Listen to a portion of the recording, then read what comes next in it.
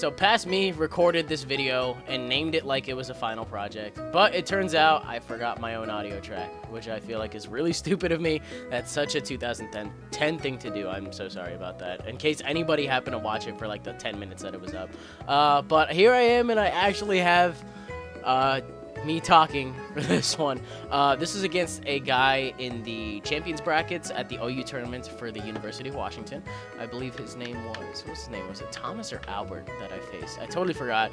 But it was round robin between like 30 people, and then they split those 30 people up into 4 smaller brackets, and then the top 2 from each of those, it was either 4 or 3.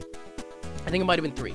But then the top 2 from each of those moved on to the champions bracket, and then this was my match against somebody else in the champions bracket. I ended up getting, I think I got first in my bracket only by a tie. So there was some actual pretty damn good people there, if you ask me. But I threw this team together. It's like really extremely Volturny. But I was like, hey, you know what? I want to use Mega Man Electric. I want to use Infernape. I want to use Celebi. And it turns out the Infernape had U-turn, and the Celebi already had U-turn, and the Manectric had Volt Switch. I was like, we'll put a Rotom Wash on here, and we'll call it a day, and then we'll pick 2 other things, which happen to be Aegislash and Weavile. So right here on this first turn, I'm like flubbing around massively with this Smeargle. That U-turn was completely unnecessary. I kind of wanted to lock myself in on U-turn in order to knock out the Smeargle, and then I realized that, hey, he got the web up, so he's going to be slower. I don't want to go for Mach Punch and take it out because he can just go into Jellicent, or he can go into Venusaur, he can go to like anything else. So I just kind of floundered around a little bit. It was a really stupid series of plays. But hey, no skin off my back, because I still have Celebi at more or less full HP. He got Stealth Rocks up. You more than likely would have gotten him up at some point in the game anyway, so I'm not stressing too much. I think I only have maybe one thing weak to it, which I think is my Weavile, so I already kind of had to be pretty careful with how I brought it in, but whatever. So I think we're all caught up. I brought in my Aegislash on Scizor just because, hey, outside of that one Mega Scizor I ran into on random that had Thief and absolutely wrecked my shit, generally Aegislash is a pretty okay switch against Scizor. You resist a dual stab, you can King Shield, you can get away with a bunch of shit. It's usually set up fodder.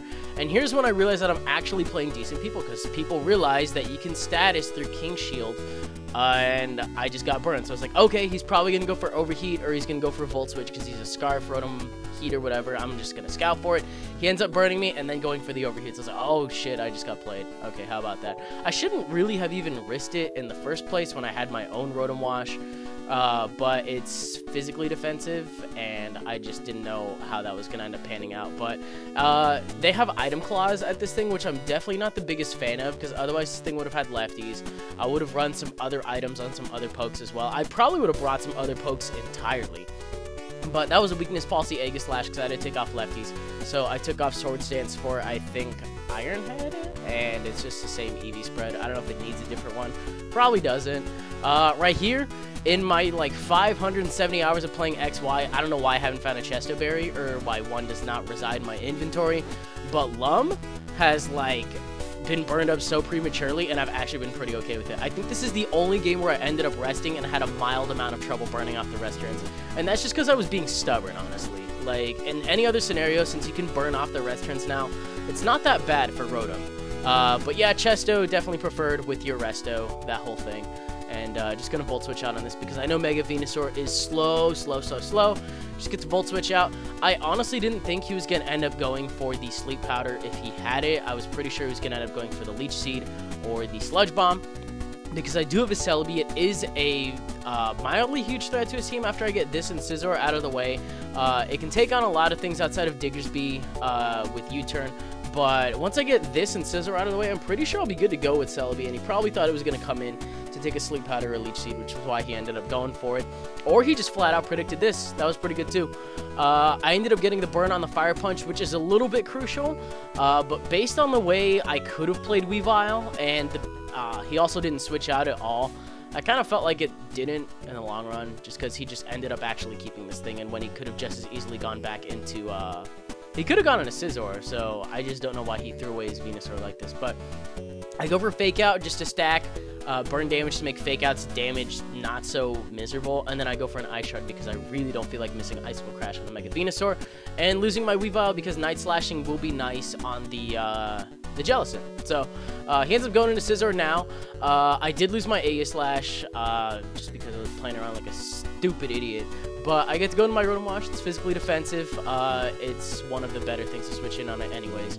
And here he finally has offensive momentum, so he just spams the ever-loving fuck out of U-turn, which I don't really necessarily mind at all because I brought 2 U-turners and 2 Volt Switchers. So goes into Diggersby, and then I'm not sure like what his item is at all. I don't know if this thing's choice banded or something like that, but U-turn actually does a lot. I think it ended up doing more than Scizor's U-turn, so it might be.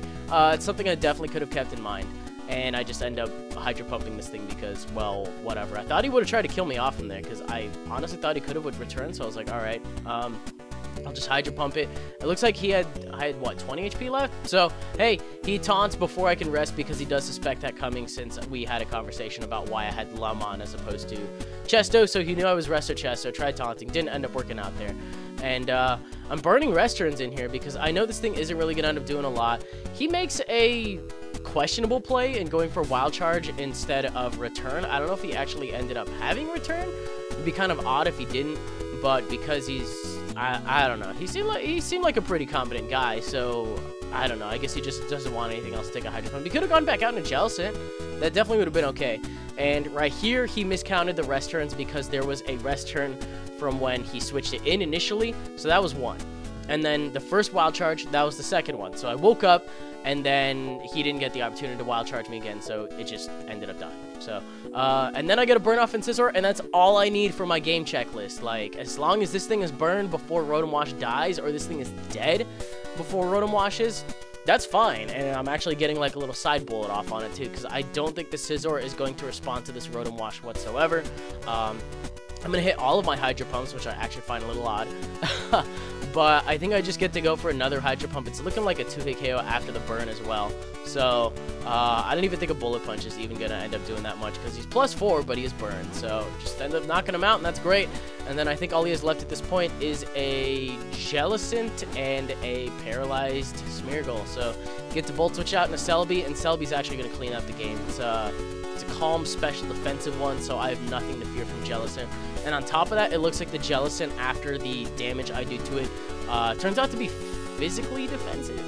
Just because of how much Celebi does to it. I mean, I know it's still a base 100 thing, but I don't have any offensive investment on it at all. So, heals for Taunt here. I guess expecting me to possibly rest again, but Giga Drain just does so much. I'm used to Jellicent taking hits a lot better. It almost died. It was like definitely looking like a clean 2-hit KO. And it doesn't look like he has Shadow Ball either, because he just ended up going for Scald. Doesn't have Shadow Ball, doesn't have Ice Beam by the looks of it, or was just predicting something else entirely. I had no real reason to predict around it. So just gonna Giga Drain, knock this thing out, and I think all that's left is Smeargle for the game. So I got a couple of other battles coming up from this event as well. I'm just waiting for Torn to get those back to me. I think I have like 4 of them, and then there's going to be something a little bit different going on with my battles next week. I will explain what's going on with those.